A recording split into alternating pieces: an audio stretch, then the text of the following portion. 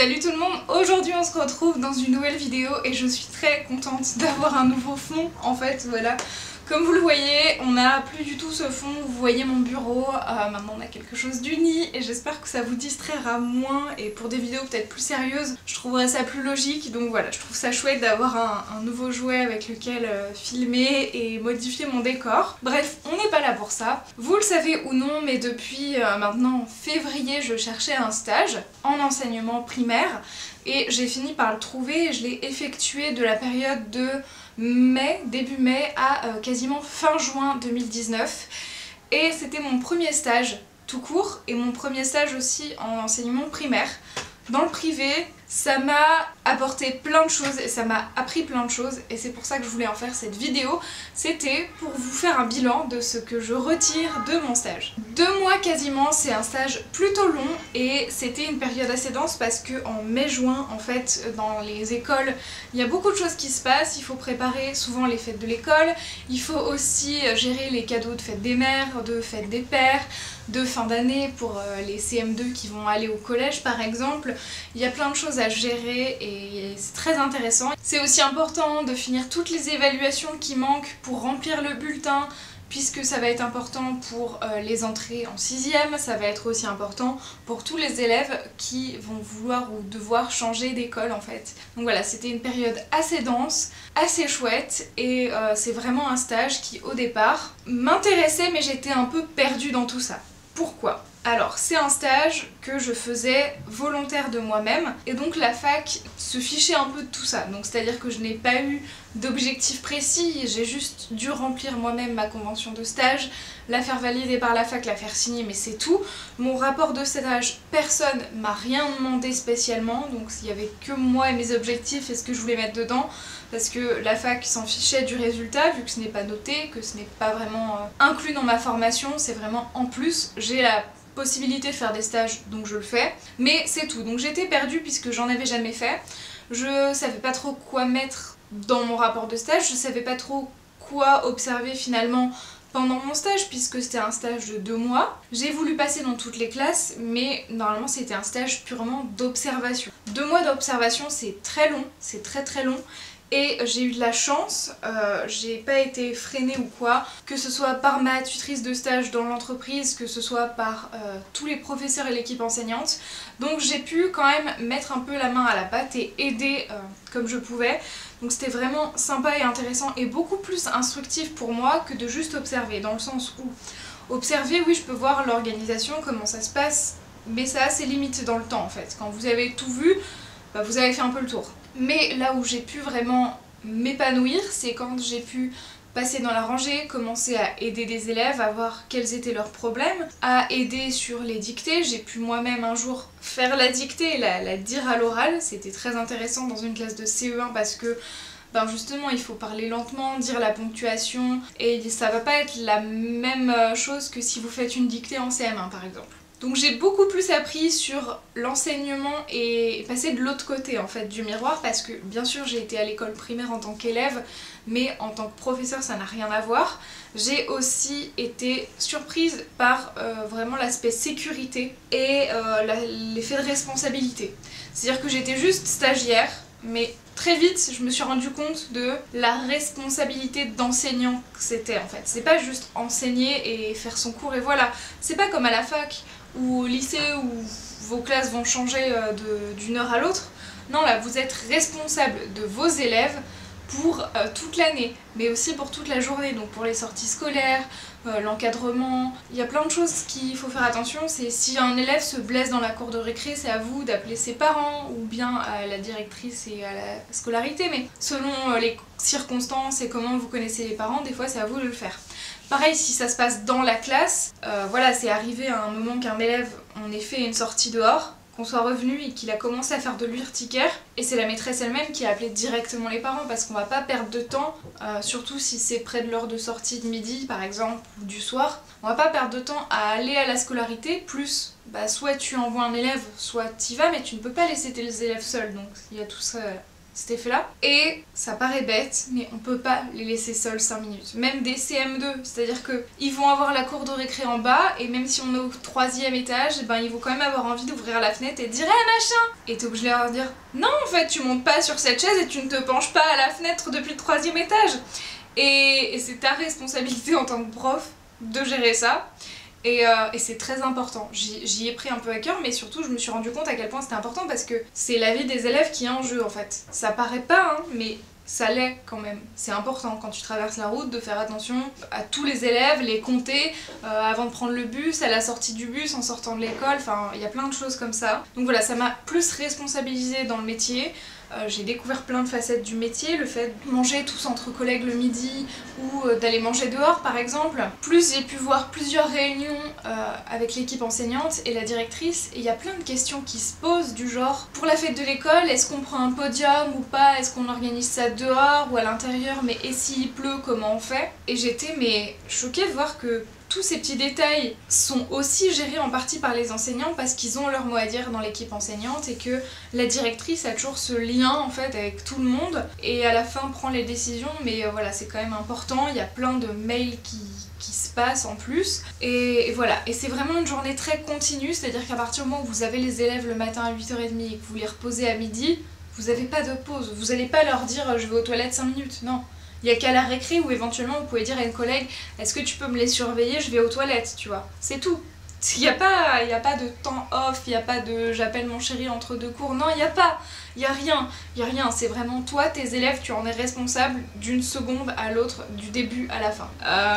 Je pense pas qu'on s'en rend compte en fait avant d'être vraiment sur place en fait, et c'est ça qui est important aussi, c'est que j'ai beaucoup plus appris en étant sur place pendant cette période-là que théoriquement par exemple. Après j'ai aussi remarqué qu'il y avait beaucoup de profs qui vivaient une semaine par semaine en fait, ou d'un jour à l'autre, et ils vont créer leur cours vraiment un peu à la dernière minute parce qu'il y a toujours des imprévus en fait. En tant qu'instituteur, il y a toujours des imprévus, il y a toujours le truc que finalement t'as pas eu le temps de corriger, ou le truc bah t'as eu une question d'un élève qui était intéressante donc t'as creusé dessus.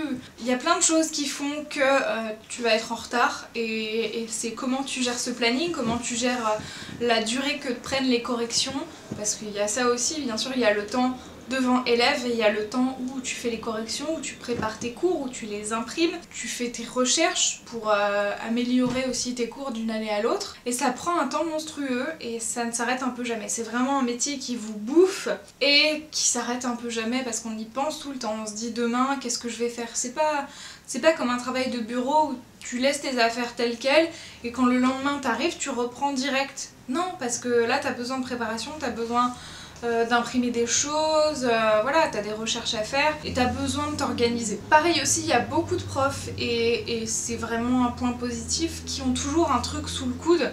Ils ont toujours des polycopiés d'avance au cas où sur plein de sujets divers qu'elles ne comptent pas forcément faire, mais si à un moment t'as un imprévu, que t'as pas pu faire ce que tu voulais faire, tu te retrouves pas sans rien. Et ça c'est important, ça c'est très important. J'ai été aussi dans une période où c'était compliqué parce qu'en fait cette école-ci, elle fait partie d'un groupe, et il y a le collège juste à côté, et en fait les deux sont liés, ils sont dans la même enceinte. Et en fait cette année-là, il y allait avoir des déménagements de classe dans le sens où tout le dernier cycle, donc CM1, CM2, allait partir directement s'installer dans une aile du collège, donc changer carrément de bâtiment, que le collège récupère des classes au 2e étage.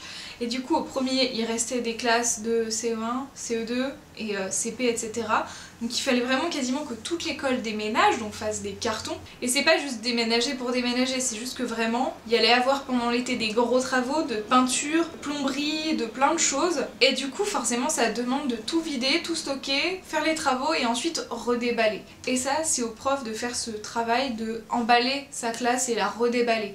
Et on sous-estime la quantité de trucs qu'il y a dans une classe, outre les affaires des élèves, parce qu'il y a les meubles, il y a tous les polycopiés, toutes les affaires de peinture, les pinceaux, parce que c'est une école où l'école fournit les choses, les parents payent au début d'année un certain prix, et ensuite, par exemple, c'est l'école qui achète les cahiers, les fournitures.